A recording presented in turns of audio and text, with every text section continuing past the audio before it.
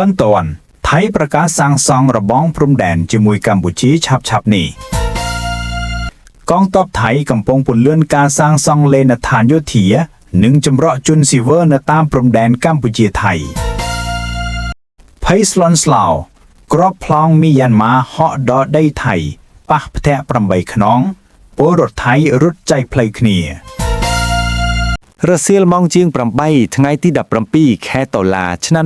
2025នេះថៃបានចាក់សម្លេងមេក្រូ4ឡានធំខ្លាំងៗ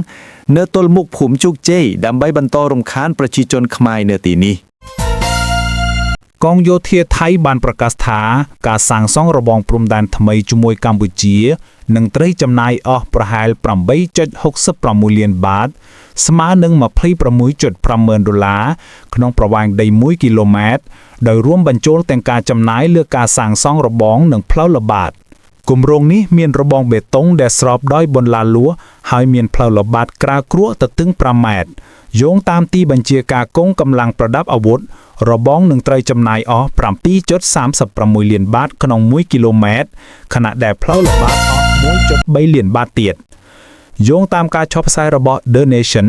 មន្ត្រីថៃបានឲ្យដឹងថារចនាសម្ព័ន្ធថ្មីនេះមានគោលបំណងពង្រឹងសន្តិសុខទប់ស្កាត់ការរត់ពន្ធនិងទប់ស្កាត់ការឆ្លងកាត់ខុសច្បាប់តាមបណ្ដោយព្រំដែនកម្ពុជាថៃដែលមានប្រវែង 817 គីឡូម៉ែត្រកងយោធាថៃបានពណ៌នាអំពីគម្រោងនេះថាជាផ្នែកមួយនៃកិច្ចខិតខំប្រឹងប្រែងទូលំទូលាយដើម្បីធ្វើទំនើបកម្មការគ្រប់គ្រងព្រំដែននិងពង្រឹងហេដ្ឋារចនាសម្ព័ន្ធការពារជាតិកងទ័ពថៃកំពុងបង្កើនល្បឿនការសាងសង់លេនដ្ឋានយោធានិងជំរកសម្រាប់ជនស៊ីវិលនៅតាមតំបន់ព្រំដែនជាប់ប្រទេសកម្ពុជាការនេះត្រូវបានគេមើលឃើញថាជាផ្នែកមួយនៃការត្រៀមខ្លួននិងការបង្កើនសមត្ថភាពការពារជាតិរបស់ប្រទេសថៃក្នុងបរិបទដែលតំបន់ព្រំដែននៅតែមានភាពរសើប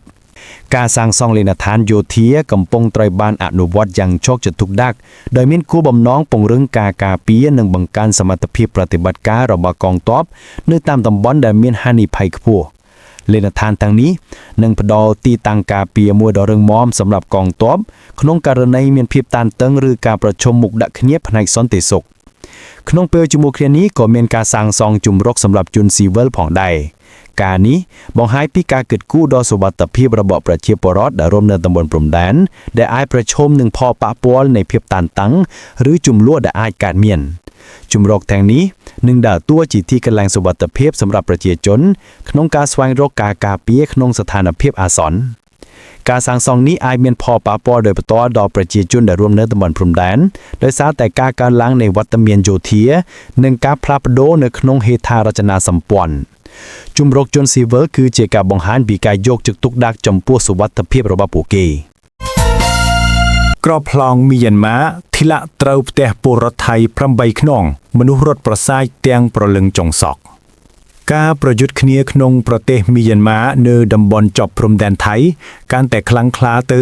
ដល់ថ្នាក់ក្របប្លង់បានហោះចូលដីថៃធ្លាក់ចំផ្ទះពលរដ្ឋចំនួន8ខ្នងបណ្ដាលឲ្យអ្នកភូមិចលាចរភ័យខ្លួនរត់ប្រសាយដើម្បីគេចពីគ្រោះថ្នាក់ការប្រយុទ្ធគ្នាទ្រង់ទ្រាយធំនៅប្រទេសមីយ៉ាន់ម៉ារវាងកងកម្លាំងរដ្ឋាភិបាលសឹកជាមួយក្រុមអូឌៀមប្រឆាំងកើតឡើងកាលពីថ្ងៃប្រហ័សទី16ខែតុលាឆ្នាំ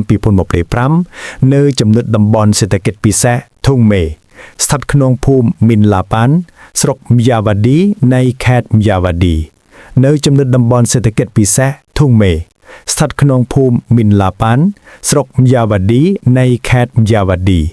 ភាគីចំនួនឈានដល់ការប្រើប្រាស់អាវុធធុនធ្ងន់និងដ្រូនខណៈតបថ្មើរជើងមានគម្លាតពីគ្នាត្រឹម400ម៉ែត្រប៉ុណ្ណោះ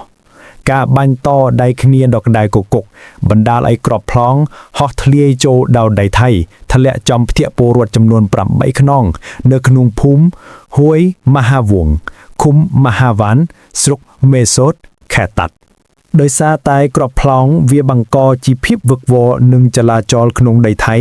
ដោយពលរដ្ឋត្រូវរត់ប្រសាទគេចគ្រោះទៅរកកន្លែងសុវត្ថិភាពទាំងប្រលឹងចុងសក់នៅវេលាម៉ោង 5:30 នាទីល្ងាចថ្ងៃនេះប្រទេសថៃបានបន្តការប្រើប្រាស់ប្រព័ន្ធសំឡេងតាមរថយន្តម៉ៃក្រូធំៗចំនួន4គ្រឿងនៅទល់មុខភូមិជោគជ័យ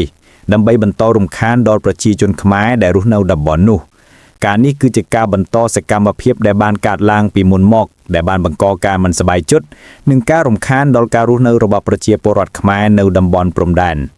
រថយន្តចំនួន4គ្រឿងដែលបំពាក់ដោយប្រព័ន្ធសំឡេង micro ដ៏ខ្លាំងក្លាត្រូវបានគេឃើញថាបានចូលទៅឈរនៅតំបន់ទល់មុខភូមិជោគជ័យ